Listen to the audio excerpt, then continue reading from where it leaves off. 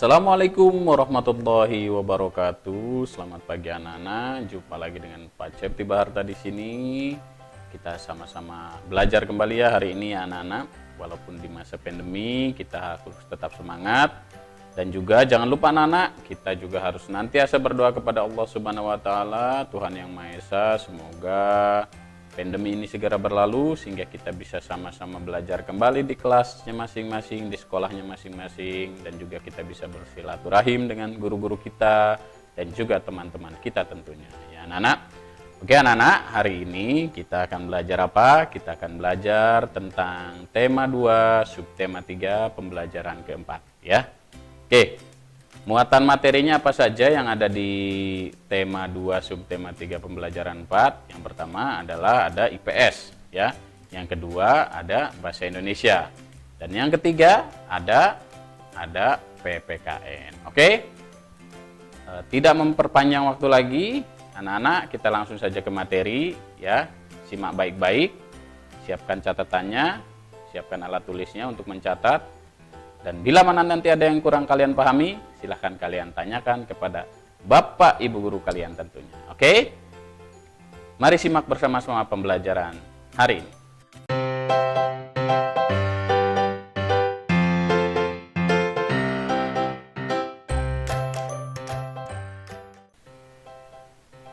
Baik anak-anak, kita mulai pembelajaran keempat ini, yaitu muatan IPS. Apa judul materi hari ini? Yaitu cara menghargai usaha orang lain. Cara yang dapat kita lakukan untuk menghargai usaha orang lain yaitu yang pertama, tidak merendahkan usaha orang lain. Orang tua kita, contoh ya anak-anak, orang tua kita sudah berusaha dengan keras, banting tulang, cari pekerjaan, cari uang ya untuk anak sanak keluarganya. Nah, kita sebagai anak tidak boleh merendahkan usaha orang tua kita. Ya, misalkan orang tua sudah kerja dari pagi sampai sore, bahkan ada yang sampai malam mungkin ya, hanya mendapatkan hasil yang sedikit. Nah, kita sebagai anak harus mensyukurinya, harus bangga terhadap apa yang diusahakan oleh orang tua kita. Kita tidak boleh merendahkan, ya. Apalagi sampai menyumpahi orang tua. Nah, itu tidak baik anak-anak, ya. Ketika kita diberi uang jajan oleh orang tua kita, ya, tetapi berbeda barangkali jumlahnya dengan teman yang didapat dari orang tuanya, ya, kita langsung marah pada orang tua kita. Ya. Nah, itu tidak baik, tidak boleh. Justru kita harus bangga, kita harus sanjung, ya, orang tua kita. Agar apa? Agar orang tua kita senang melihat anak-anaknya soleh, ya, seperti itu ya. Bisa menerima keadaan orang tuanya. Yang kedua, tidak mengganggu usaha orang lain. Nah, ini juga penting ya. Selain tidak merendahkan, juga kita tidak boleh mengganggu usaha orang lain. Sebagai bangsa Indonesia yang hidupnya majemuk, ya, yang hidupnya selalu bergotong royong, ya, tidak baik dalam berusaha, dalam bekerja itu saling mengganggu. Nah, ini tidak boleh ya. Walaupun misalkan dia pernah menyakiti kita. Itu juga kita tidak boleh untuk membalas gangguan mereka ya.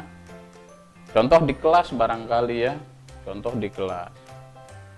Orang sedang mengerjakan tugas barangkali ya. Kita sudah selesai tugasnya. Nah, kita yang sudah selesai ini mengganggu teman kita yang belum selesai pekerjaannya. Nah, ini tidak boleh anak-anak ya. Justru kita harus menghormatinya. Dengan cara apa? Dengan cara tidak berisik, tidak bermain sehingga teman yang sedang mengerjakan tugas merasa terganggu. Ya anak-anak, apalagi dalam bidang usaha. Nah, di bidang usaha juga kita tidak boleh, orang sama-sama mencari uang, tidak boleh kita ganggu, apalagi uangnya halal atau yang diusahakannya itu halal. Yang ketiga, tidak merasa iri terhadap keberhasilan usaha yang dicapai orang lain. Nah, ini kita tidak boleh iri, justru harus menjadi motivasi untuk kita. Melihat orang lain sukses dengan kemampuannya dia, Nah, kita harus bisa menjadikan orang tersebut sebagai model atau contoh supaya kita bisa sama, bahkan kalau bisa lebih dari dia, ya. Tapi dalam hal kebaikan tentunya, ya, bukan hal yang jelek, hal yang buruk. Itu ya anak-anak ya. Tidak boleh iri, justru harus menjadi motivasi. Yang keempat, bersaing dengan sehat jika kita memiliki usaha yang sama. Nah, ini biasanya kalau kita lihat di pasar itu ya, ada tukang jualan beras ya, berjejer banyak ya, tapi mereka tidak ribut ya, tidak saling menjatuhkan. Mereka rukun ya, walaupun usahanya sama. Nah, di sini yang disebut dengan persaingan yang sehat ya, persaingan yang sehat. Bagaimana kita melayani pembeli dengan baik, bagaimana kita berinteraksi atau berkomunikasi dengan pembeli dengan baik. Kita tonjolkan hal-hal yang baik dalam diri kita ketika kita sedang berusaha. Begitu ya anak-anak ya. Jangan saling menjatuhkan, itu nggak boleh. Yang kelima, ikut membantu usaha orang lain ketika kita telah sukses. Nah, ini ya. Ini penting. Makanya dari kecil harus selalu belajar rukun, belajar kompak ya, belajar saling menghargai dan menghormati. Karena apa? Setiap orang masa depannya itu beda-beda. Mungkin sekarang di kelas 5 terlihatnya orangnya pendiam dan lain sebagainya, tapi tidak tahu 10 tahun yang akan datang bisa jadi dia menjadi orang yang sukses. Nah, kalau dari kecil kita sudah bergaul dengan baik dengan teman-teman kita, ketika ada temannya yang sukses, pasti mereka akan menolong kita. Atau sebaliknya, ya. Dari kecil kita sudah rukun, ya, sudah kompak, sudah saling menghormati. Ketika kita sukses, melihat teman kita yang belum sukses bisa ikut membawa sukses kepada teman kita. Itu ya anak-anak ya. Nah, ini ada 5 cara menghargai usaha orang lain. Terapkan dalam kehidupan sehari-hari kalian ya. Jadi bukan hanya di pembelajaran saja.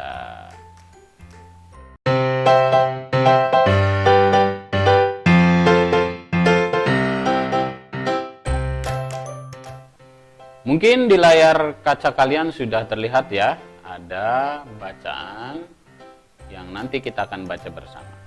Oke, dengarkan, Bapak akan membaca bacaan yang ada di layar handphone kalian. Manfaat hutan bakau. Hutan bakau adalah ekosistem penting yang terletak di pesisir pantai. Manfaat hutan bakau sangat luas, terutama untuk menunjang kehidupan pesisir pantai. Berikut manfaat hutan bakau.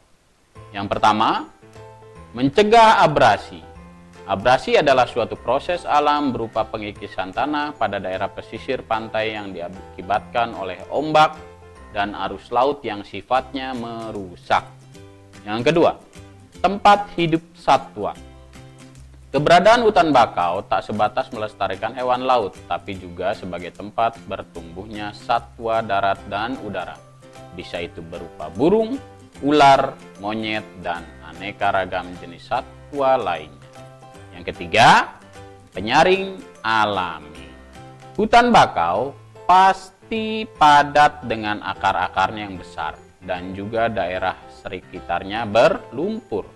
Dua hal tersebut berperan sebagai penyaring alami yang bisa mengurai limbah organik dan zat-zat kimia yang berpotensi mencemari laut. Nah, itu tadi Bapak sudah membacakan teks bacaan ya anak-anak. Nah, sekarang apa sih materi intinya? Nah, materi intinya adalah menceritakan kembali isi teks ya. Nah, berikut perhatikan langkah-langkah untuk menceritakan kembali isi teks berikut. 1. Bacalah teks manfaat hutan bakau dengan seksama. 2. Buatlah daftar pertanyaan berdasarkan teks manfaat hutan bakau. Lalu jawablah pertanyaan-pertanyaan tersebut. 3. Rangkailah kembali jawaban-jawaban menjadi paragraf yang lebih singkat. Oke, Bapak jelaskan satu persatu ya anak-anak. Yang pertama, tadi kita sudah membaca manfaat hutan bakau. Semuanya sudah baca, semuanya sudah mendengarkan, bahkan tadi Bapak juga membacanya sudah begitu keras barangkali ya anak-anak ya. Nah, setelah dibaca, apa sih ya? Gimana cara menceritakan kembali isi teks? Yaitu dengan cara yang kedua, buat daftar pertanyaan ya. Jadi kalian buat pertanyaan sendiri dari bacaan yang tadi sudah kita baca bersama ya. Lalu setelah dibuat pertanyaan, lanjut membuat jawaban ya. Setelah kita buat pertanyaan sendiri, lalu kita buat jawabannya juga. Nah, seperti itu ya anak-anak ya. Nah, nanti kalian bisa menceritakan kembali isi teks yang tadi sudah kita baca. Setelah itu, tahap yang terakhir, rangkailah kembali jawaban-jawaban menjadi paragraf yang lebih singkat. Nah, setelah selesai kita buat pertanyaan, lalu kita jawab sendiri ya.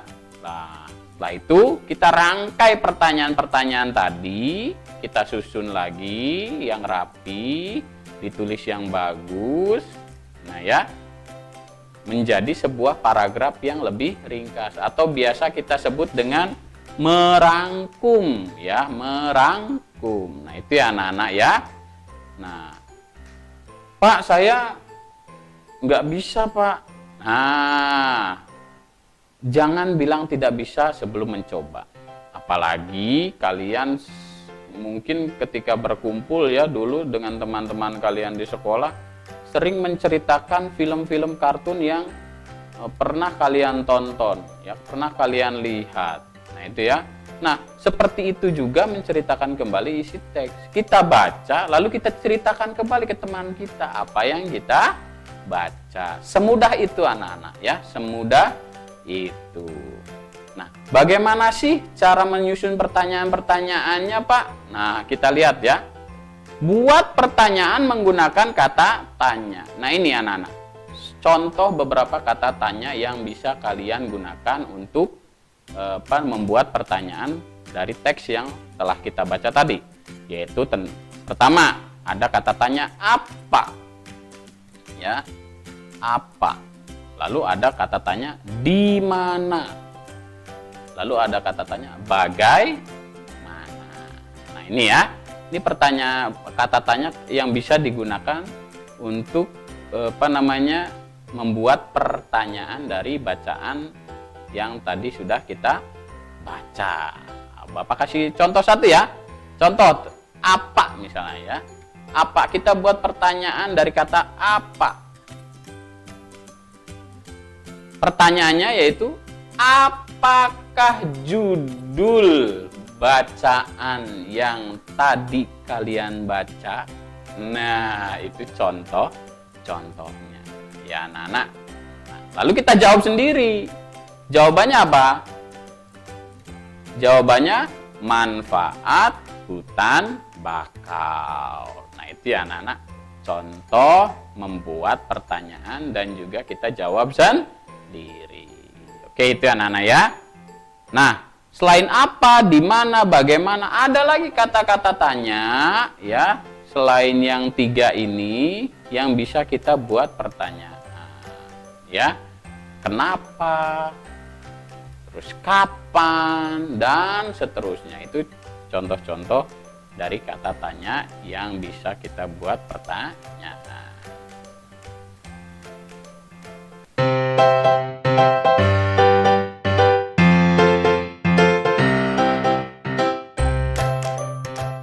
Setelah tadi kita belajar IPS ya, tentang cara menghargai usaha orang lain, terus kita juga sudah belajar bahasa Indonesia, cara menceritakan kembali isi teks pada bacaan. Nah, ini materi terakhir kita, yaitu tentang PPKN ya. Judulnya sikap tanggung jawab terhadap kebersihan lingkungan. Ada kaitannya dengan tadi anak-anak, dengan hutan bakau ya. Hutan bakau ya, bila tidak kita rawat dengan baik justru akan merugikan diri kita diri. Pun halnya dengan lingkungan di sekitar rumah kita. Sama ya anak-anak, lingkungan di sekitar rumah kita harus jaga dengan baik. Ya, kalau kita lihat di gambar itu banyak tumpukan sampah ya, banyak tumpukan sampah. Kalau di sekitar kita banyak tumpukan sampah, Bapak yakin di sana akan banyak lalat. Nah, lalatnya itu akan membawa penyakit ke setiap tempat yang dia hinggapi. Nah, untuk menghindari hal-hal yang tidak kita inginkan anak-anak ya, maka kita harus bertanggung jawab terhadap lingkungan kita. Masyarakat harus sadar akan kewajibannya menjaga kebersihan lingkungan. Misalnya, tidak membuang sampah sembarangan, ya, seperti gambar di samping itu ya. Yang kedua, menjaga kebersihan lingkungan. Dan yang ketiga, mengikuti kerja bakti membersihkan lingkungan. Nah, ini anak-anak, tanggung jawab kita sebagai warga masyarakat. Kita harus cinta terhadap lingkungan kita ya. Lingkungan kita harus kita rawat dengan baik, kita jaga dengan baik. Caranya bagaimana? Caranya tadi sudah disebutkan, tidak membuang sampah sembarangan, selalu menjaga kebersihan lingkungan, dan mengikuti kerja bakti. Contoh hasil sikap tanggung jawab terhadap kebersihan di masyarakat adalah lingkungan bersih dan nyaman, terhindar dari penyakit, timbul kepedulian, dan yang terakhir, kehidupan masyarakat yang harmonis. Nah, jika kita sudah melaksanakan kewajiban kita, maka kita akan mendapatkan hasilnya, anak-anak. Tentunya hasil yang baik, yang kita inginkan. Oke, kita bahas satu-satu ya, anak-anak. Ya, kewajiban kita menjaga kebersihan lingkungan. Yang pertama, tidak membuang sampah sembarangan. Nah, ini penting anak-anak ya. Apalagi sekarang zamannya zaman plastik, zaman styrofoam ya. Plastik dan styrofoam ini anak-anak ya, perlu kita pahami, merupakan dua benda yang sulit diurai anak-anak ya. Kalau dedaunan, ranting tumbuhan ya, kalau kita timbun di dalam tanah, itu akan terurai dalam waktu yang tidak lama. Tapi kalau styrofoam ya, wadah makanan itu ya, apalagi yang suka seblak pasti itu ya, ada wadah styrofoam yang digunakan. Nah, styrofoam plastik ini sulit terurai oleh tanah. Kalau kita bakar, menjadikan polusi udara. Kalau kita timbun di dalam tanah, lama sekali terurai. Tidak cukup 100 tahun anak-anak ya, sulit terurai. Makanya cara satu-satunya adalah dengan ketika kita membawa sampah plastik ataupun styrofoam, kita pilih ya. Kita pilih. Tempatkan plastik dengan plastik, styrofoam dengan styrofoam ya. Dedaunan dengan dedaunan, dipisahkan supaya orang yang mengambil sampah kita mudah memilahnya. Sampah plastik, sampah styrofoam biasanya nanti akan didaur ulang. Ya, kalau dedaunan biasanya bisa ditimbun, cukup dengan ditimbun. Ya, bahkan ada sebagian orang yang dijadikan sebagai pupuk kompos ya, seperti itu. Nah, ini ya, pentingnya membuang sampah pada tempatnya. Jangan dibuang sampah sembarangan. Apalagi kita sering lihat teman-teman kita ya, atau warga di sekitar kita buang sampahnya itu ke sungai. Nah, ini tidak baik anak-anak ya. Tidak baik. Mengganggu ekosistem. Mengganggu lingkungan. Lingkungan kita yang tadinya bersih jadi kotor. Bahkan efek jangka panjangnya itu bisa mengakibatkan banjir jika kita membuang sampah ke sungai atau bahkan membuang sampah sembarangan dimanapun. Itu akan mengakibatkan efek jangka panjangnya mengakibatkan kerusakan. Salah satunya yaitu banjir. Nah, Setelah kita tidak membuang sampah sembarangan atau kita membuang sampahnya di tempat sampah, dan juga kita bisa memilah-memilih tempat pembuangannya ya. Contoh tadi Bapak bilang plastik dengan plastik, styrofoam dengan styrofoam, ya dedaunan dengan dedaunan, itu sudah ada tempat-tempatnya. Yang kedua, setelah itu apa yang kita lakukan? Kita harus konsisten ya, atau terus-menerus menjaga kebersihan lingkungan. Ya, jangan pada saat setelah Bapak jelaskan saja, oh kata Pak Cepti tadi kita harus menjaga lingkungan, tidak buang sampah sembarangan. Nah, tapi besoknya lupa lagi, nggak boleh ya. Tapi harus konsisten, ya, harus terus-menerus dilakukan setiap hari, setiap waktu, ya. Pak, kalau di mobil kan susah buang sampah sembarangan, buang sampah pada tempatnya, ya. Gampang anak-anak. Kalau sampah plastik, ya kita kantongi dulu, ya, atau kita kumpulkan di plastik yang lebih besar. Nanti setelah ketemu tong sampah atau setelah bertemu tempat pembuangan sampah, baru kita tumpuk di sana. Itu gampang, jadi bukan menjadi suatu alasan, ya. Kalau kita memang berniat menjaga lingkungan, ya kita akan dengan berbagai cara juga untuk membersihkan lingkungan. Nanti anak-anak seperti di gambar ini, lingkungan yang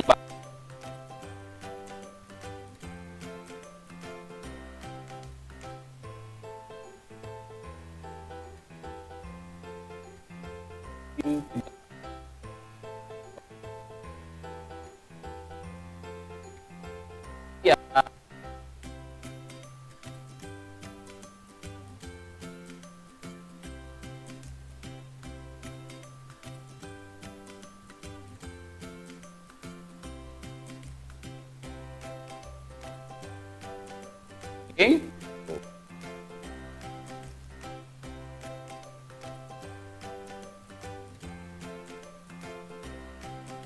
lingkungan di sekitar rumah kita, jangan lupa kita juga harus membersihkan lingkungan di wilayah yang lebih besar. Contoh di sekitar RT kita barangkali, ya, atau di sekitar RW kita barangkali, ya, atau di kelurahan kita. Nah, ini dengan cara apa? Dengan cara kerja bakti. Kalau sendiri saja apet.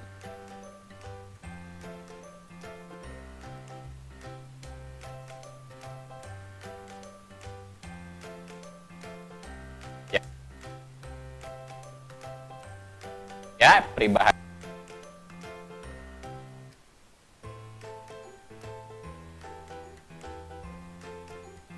Kerjaannya.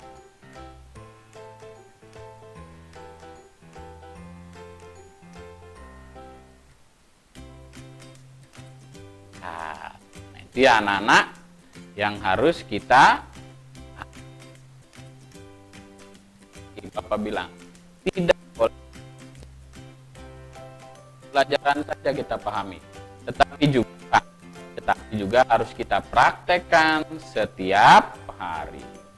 Karena setiap pembelajaran pasti bermanfaat untuk kehidupan kita. Kita harus apa? Kita harus laksanakan. Jangan hanya dipelajari saja tapi tidak dilaksanakan. Baik anak-anak, itu tadi pembelajaran hari ini, ya. Semoga bermanfaat untuk kita semua, bermanfaat untuk orang-orang di sekitar kita.